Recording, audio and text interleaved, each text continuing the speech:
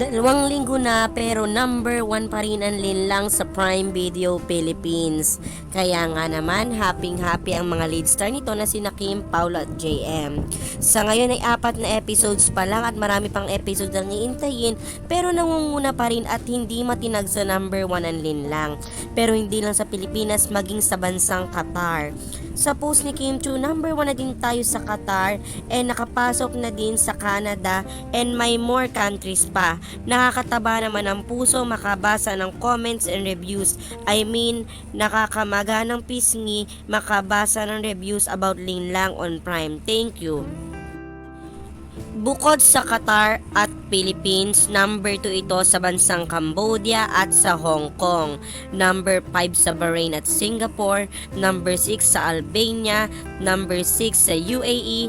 Number 8 sa Papua New Guinea. At number 9 sa mga bansang Canada at Vietnam. Kaya nga naman worldwide recognition na ang ibinibigay sa Linlang na patok sa iba't ibang bansa. Pati na rin sa Twitter, sobra ang congratulation na post ng iba't ibang Twitter account upang i-congratulate ang na-achieve ng Linlang. Well, trending rin naman ang pangalan ni Kim Chu, pati na rin ang karakter niyang Juliana na pinaka-pinag-uusapan sa serye.